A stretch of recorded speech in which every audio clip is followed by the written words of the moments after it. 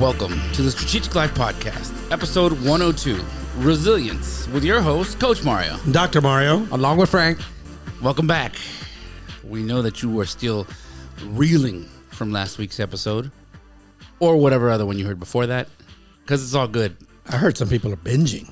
Binging on the episodes. I love it. Really? Going back. Yes. like it was Wednesday or whatnot. Well, they listen to our 100 episode and then go, oh, wait a minute, there's got to be more. But wait, there's more. Of course, there's more. There's always more.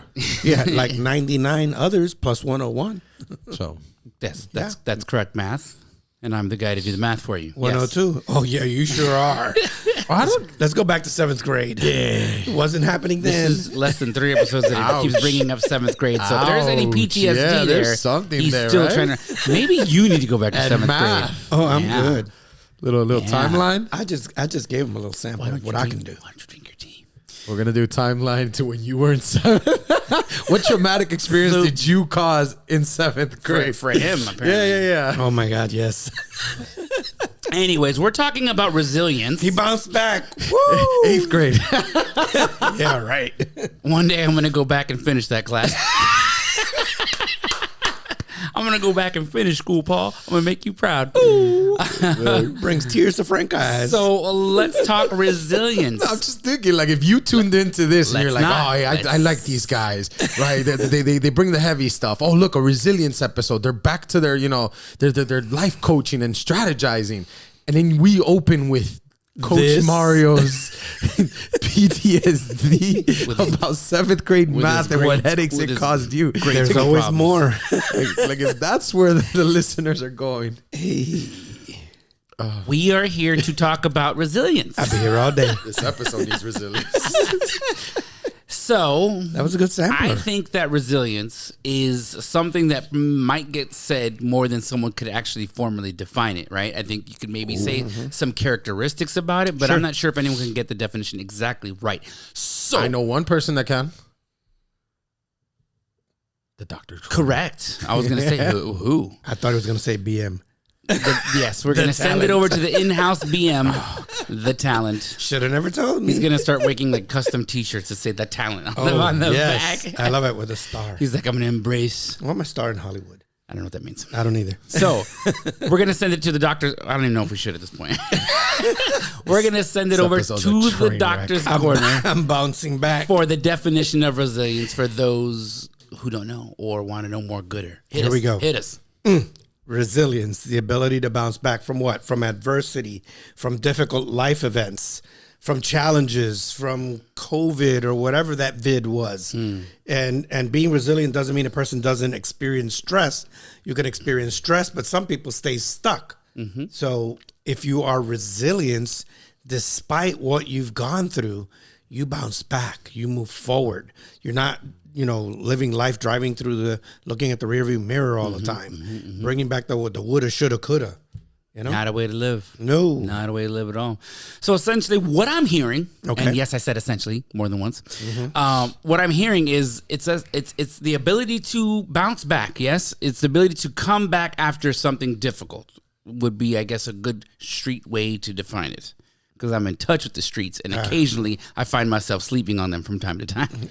I roam them in the nights. Rather than the ocean liner you just came off of. I have no idea what that means. I may or may not have had a few nights on the water. Good times. So resilience. What say you, Frank? You besides He's your bounced back. besides your peanut gallery comments on my educational. No. Lack of resilience. I had questions, and clearly we got to 8th grade, so you were resilient in that, so we're good. Allegedly. What I love about what Dr. Mario defined it as, and I think, man, it's key. It's stress management. That's the first step in being resilient, right? Like, in order for you to bounce back from something, you have to know the wall you hit that you're bouncing off of.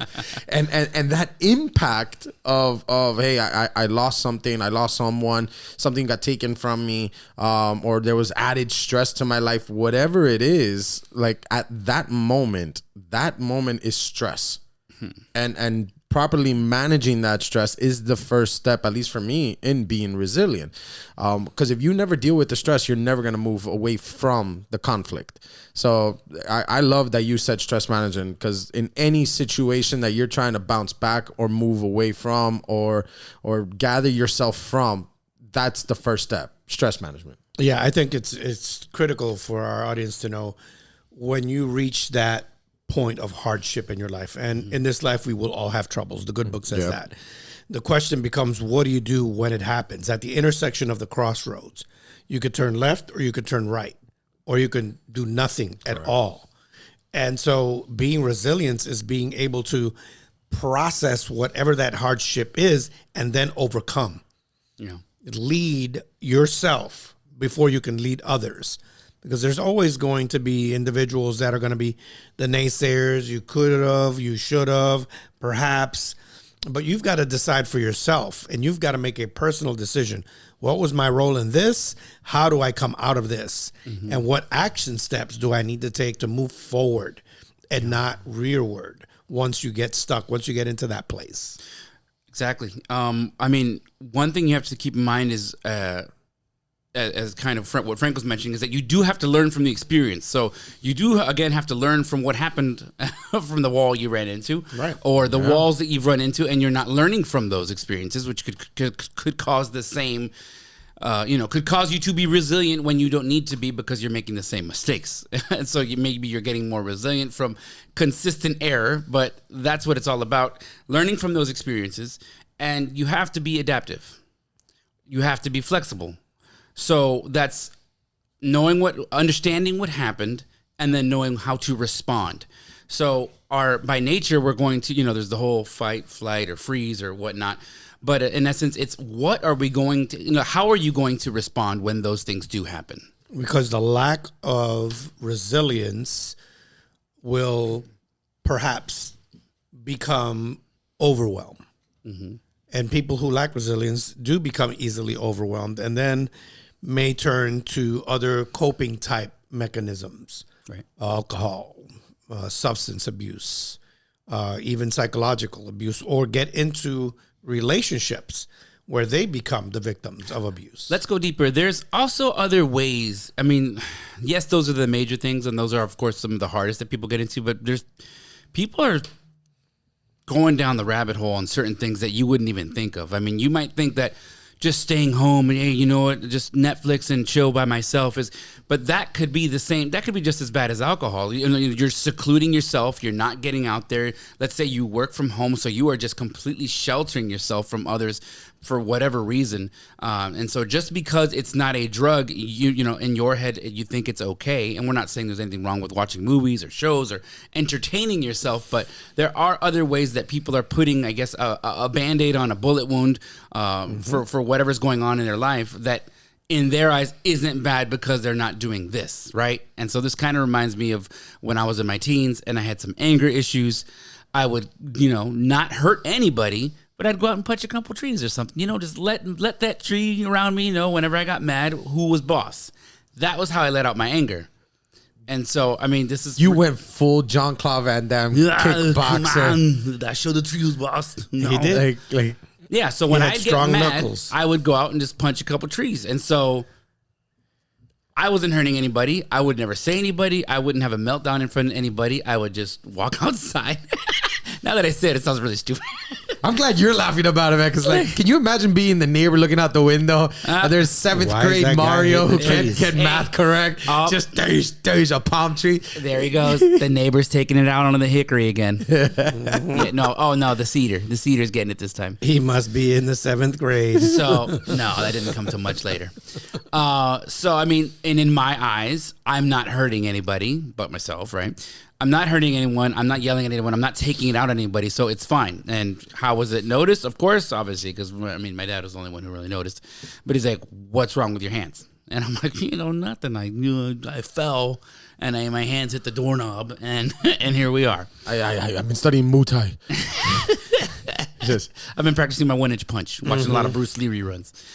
So again, that's just one example where it's like in my head, I thought nothing was wrong. So it's not always these obvious signs where people are just, going to drugs and alcohol. But needless to say, you learn from experience and you bounce back. How else can we do it? I think one thing is to feel your feelings. And what does that mean? Emotion. So you have to have, one thing I say in a lot of the trainings that we do ultimately is emotional mastery will change your life. Because if you learn anything here, if you can master your emotions, if you can be in control of yourself when things are good, when things are bad, then that's one of the hardest things to do. Because what happens when we lose control of our emotions? Do you make better decisions? No, you do not. Well, it doesn't mean that if you're resilient, you don't have emotions. No. You That's why I said we want you to feel your feelings. Yes. But focus on your thoughts. That's how I have it written here. Yeah. So it means, which is all part of just being remaining in control and staying focused. We're not saying to ignore your feelings. Feelings are there to let us know what's going on. And I agree. So you're not allowing your emotions to dictate your behavior. Well said. And or your future steps. Well said. I see some squinty in the brow. I'd like to hear it now. Wow, wow. Those are all those things are rhyming right now. He's going back to 7th grade. In his school. The only thing I disagree with that statement, it's, the whole... You're not allowed to disagree. But continue. Emotional mastery is hard. Emotional mastery is difficult. It's not. Did I say that? Yeah. I said mastering your emotions is one of the best things you could ever do, which is the takeaway there. If you learn anything here... rewind the tape. But yeah, it's not... It's not hard. It's not even complicated. You just have to be consistent at it. Like, that's all it is at all times. And having what's the word? What's the way I say this? Being self-aware at all times is the key to that. Mm-hmm. Now, if and this is where we end up, resilience to bounce back from a tragic event or situation. Not being self-aware is probably how we got there. 99% of our conflict comes from, right, at that, not being aware of what's in our surroundings, the people we put in, or saying, no, but they'll change. No, but this is a good person. Not seeing the red flags that are around us. Mm-hmm. No, but this job will be different. No, but I'll change. Like you don't, if you're not aware of what's in your environment and your surrounding, you're going to hit something hard. And that's when you're going to have no choice but to bounce back or just drop and fall there. But it's not hard if you just are aware of the situation. The beautiful thing about hardship, about things that are very difficult, when you hit those dark moments, you can use them to outline the beautiful things around. And what that means, when you are at those low points, that's when you can see, hey, this is where I need to be. These are the things I need to do. Let me be more specific. If you're saying to yourself, wow, I'm just coming up on this health crisis, right? And now is when you're going to start eating well. That's your resilience. But you need to be self-aware of, hey, I got into this because of my own bad habits. Correct. Right? Or you say, hey, I'm in an abusive relationship, right? Or a toxic relationship, and I'm getting out of it. I now want to better myself. Okay, so then that's your resilience, right? You're going to bounce back from a bad relationship, but you need to be very self-aware of how you got to that relationship in the beginning, because if not, you're just going to fall into the next one. So being self-aware, again, it's not a difficult thing to ever be in tune with your emotions. You just have to be aware of when they're happening. Like, if you can make that distinction, if you can stop and take a moment, hey, I'm feeling this right now. How can I use it? Correct. At a deeper level, it's understanding what emotions you're having and what it means. We've mentioned it in previous podcasts, but essentially, your emotions are just telling you what you like and what you don't like. Like, correct. Bottom line, correct. This is your whatever emotions you have at any point in time are telling you, I like this, I don't like this, I'm scared because I don't like this, I'm fearful, whatever it is. So they're just telling you something. It's if you listen to them. And don't just completely get consumed by them, then you can make an educated decision on what to do, right? So if I'm in an abusive relationship or I'm in a place that I don't like, what's the right decision? To move from the situation. Easier said than done, I guess, for some people, especially, like we know there's tough things out there, right? I mean, especially during the pandemic, if you guys remember that from a few years ago, it was this kind of COVID thing that happened around. People wanted to inject you up and do all kinds of stuff, lock you in your house for 2 weeks, flatten the curb, old times. Mm-hmm. But what happened? A lot of, and actually this is your phrase, so I'm not even going to pretend to take it, but COVID made people face their inner demons. You told me that in a conversation once, and I thought it was amazing. But it made couples and families face their inner demons with each other when they couldn't go to places. So I thought that was an amazing way to look at it, because obviously what was happening at that time, people were divorcing. Amongst other things, doing home improvements and moving and finding other ways to make money. But ultimately, when it comes to marriages and relationships, people were figuring out that they weren't right for each other, I guess, in that moment with that much proximity and being forced to flatten the curve together. And then they couldn't leave because financially they couldn't even afford to leave the house. So, how do you respond in that situation when you're forced to be there? So we know that there's tough situations like those where it's like, I know I need to leave. I feel that I am in tune within my emotions. I want to leave this fool or this foolette or this they, them, let, or whatever we're at this point. Oh, Lord. However, I can't right now. So what are you going to do? Well, I'll combine some parts of what you both said, because I rambled for a while. Good luck with that. Yeah. I had to take notes. However, you said take a step back. And so the moment you feel overwhelmed, most people want to immediately make decisions or not. Let me make that real quick correction. The minute you do overwhelm, when you overwhelm yourself, because that's a decision. Continue. It's a decision. It's a decision. If you decide to step back, analyze, see what's actually going on. Is it true, whatever your perception is? Is it true beyond reasonable doubt? Or what else could possibly be happening here? You get a different perspective before you make another decision. Because your emotions can either be a warning or it could be a gift. It's going to turn into a warning if you make the wrong decision. If you decide to get stuck, to procrastinate, to get yourself into abusive relationships, to get into an attachment. It can be a gift if you pause, analyze, and then decide, despite what I feel right now, despite what I'm going through right now, I'm not going to let this keep me down. I'm going to bounce. I'm going to move forward. It doesn't mean you don't feel the emotions. It means you do the emotions and you do them in the way that you want to do them. And yes, COVID was an accelerator, and so is divorce, so is any kind of bad news. When you have a significant negative emotional experience, guess what? You're going to need to make some decisions.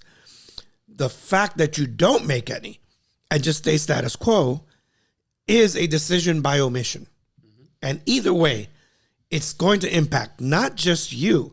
And this is what I encourage other people to do. Before I make this next decision about my life, how is it also going to impact my spouse, my children, grandchildren? If you don't have those, your friend, your community, the globe, the world, because we don't live in a vacuum. We do relationships. That's what we do. No matter how small that network or how large the concentric circle is. Mm-hmm. Where I would go with that is go with it. Very easy, very blunt, right? Let me be frank with you. Don't lie to yourself. Because that's the biggest mistake. So when at least when I sit down or somebody asks me for advice, it's, the feeling I'm having. So I'll give you an example. No, I haven't left because I love that person. No, that's not. That's something you're feeling, sure, but that's not what you're holding on to. What you're holding on to is I'm comfortable in this relationship. Mm-hmm. No, but this job, it has potential. It the work-life balance or my future promotion or this. No, what you want to do, again, is comfort. You just don't want to switch jobs. You don't want to dust off the resume. You don't want to learn something new. Or the security of having a job. You're complacent. You're attached to security. You're not attached to the job.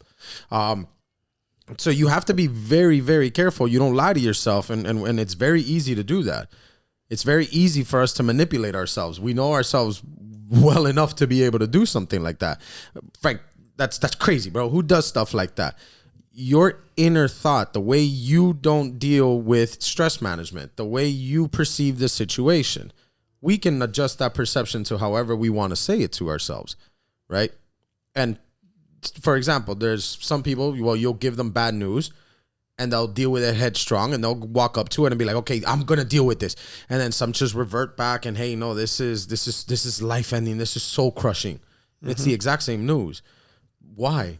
Right? Like why is it that some businesses during COVID blew up and exploded? Because they said, you know what, we're gonna use this time to clean house. We're gonna take this adversity and run with it. Some said, you know what, this is it.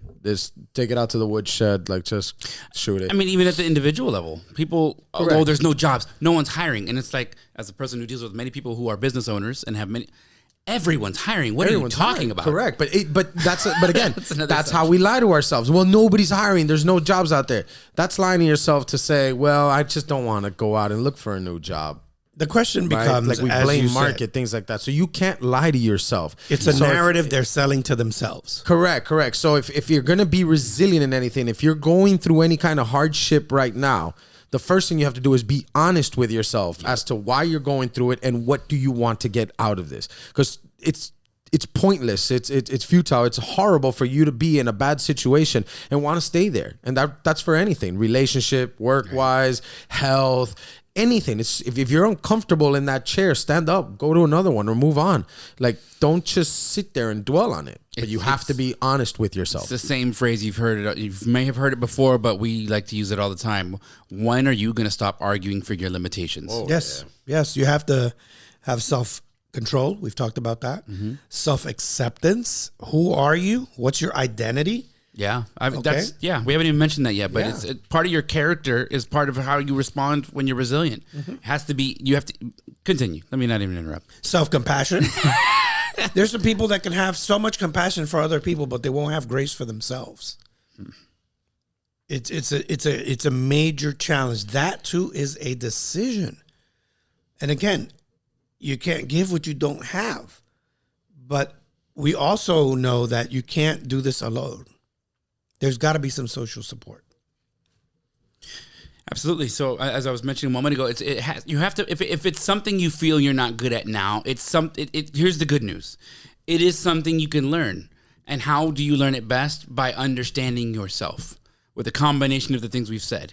Understanding what wall you hit to begin with. Understanding that you need to stay focused and feel your feelings, but stay focused on your thoughts of where you want to be and where you're going to go. Ingrained also with this is who I am now. It is now part of your character. I am not a person who gets stopped. Whether you need to give yourself mental mantras, whether you need to say it out loud, say it in the mirror, I will not be stopped by this or that, or this is who I am now. I am a person who does XYZ. I bounce back. I'm unstoppable. And you know what? If it needs to be in a mantra, in an affirmation, however it works for you is exactly how it's supposed to work. It's how it's supposed to be. You know? Take ownership of the situation. I think that's what Coach is trying to say as well. You know, you got to take ownership of the situation. If something bad happens to you, chances are you did something for it to be bad for you, right? Nobody just magically wakes up one morning and then there's bad things in their lives for no good reason, right? Hey, I developed some sort of illness.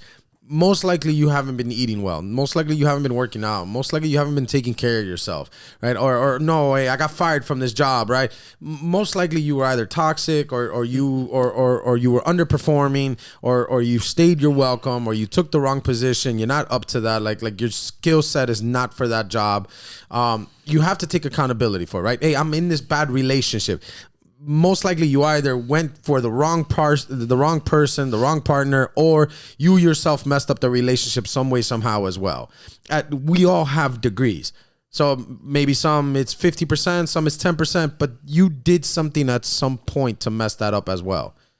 Yep. Taking ownership of that is going to make the resilience, the triumphant story that comes after the setback that much more greater. There you go.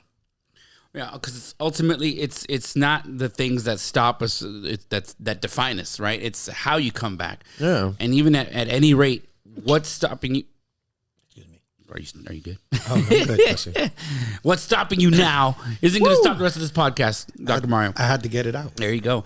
But ultimately, for those that think we edit. But ultimately, the things that think about the most difficult thing that happened to you in the last year or last 5 years. And think about how much you think about them now. Think about how impactful, but think about how you overcame them. And think about some of the really dumb and really mundane things, or even just minuscule things. Maybe it's from an old job, some old responsibility. Think of the things you killed yourself over. Like, oh my God, my boss is going to kill me if I don't turn in these papers. And then you got promoted, or you left the job and you're in another place. And it's like all those things were so small and little and in compared to where I am now. Those are all small lessons of things you've already overcame that you can use to develop in this new persona of yourself, or this new character of yours, showing how unstoppable you truly are, because nothing in this world has stopped you up until this point. So why do you have it in your head that something will? Because we're going to be faced with challenges. We're going to be faced with things that we don't like, and we're going to be put in situations that, we'd rather not be in. So how are you going to bounce back? Just do it. Be flexible, be adaptable. You have face forward, be honest with yourself, have integrity, be transparent. And when you don't have the tools, learn something new. Get a coach. There's so many different support systems that you go out there. Find a church community, find a coach, a counselor, whatever you do something to bounce back. Yeah, and anything could be fuel and motivation. So when I got fired, and rightfully so, because I deserved to get fired, right? Like, again, take ownership of the situation. I overstayed my welcome there. And when I got fired, my life was a mess. My finances were a mess. My love life was a mess. Everything was just a mess at the point. And that just made it that much worse. I felt like I had to I bounced back from 10 different walls at once. Like, that's really what it felt like. But you got to take ownership of it. That's step one. Step two, it's okay. It's okay to have some of these negative, right? And I'm using the air quotes for the ones that are not on Spotify or YouTube. It's okay to have these negative feelings be your fuel. I'll give you an example. I was very, very, I don't want to say revenge, but that's what it felt like. I was pent up on, hey, you know what? I'm going to prove these people wrong. The old chip on the shoulder. The big chip on the shoulder. Yeah, and I'm going, and I use it. And to this day, I use it. To this day, there's moments where I'm like, nah, I'm not there yet. There's still regret I still need to throw out there. Like, there's still people who owe me checks. There's still people who owe me money. There's still people who owe me things. And one way or another, I'm going to win that back. Like, my respect, I'm going to get it back tenfold. And it's okay to have that anger. It's okay to have that rage, as long as it's focused, as long as it's pushed. So if you're hurt, if you're upset, if you're going through heartache, whatever it is, hey, you know what? I'm gonna go back to the gym, and I'm gonna be so enamored with my new self-image that is going to be my focus. And it's okay to go to the gym every day, heartbroken, thinking about it. I'm going to go work on this business, and I'm gonna go show it that it's bigger than anything that they said I was capable of. It's okay to have that chip on your shoulder. Just have it focused, and that's why we're telling you, know what you're feeling and how you're going to use that. Absolutely. And ultimately, you already heard it. Stay focused. Make the shift. If you've been doing it the same way your whole life, this is your sign to change your approach, because how you got here is not how you'll be leaving. See you next time.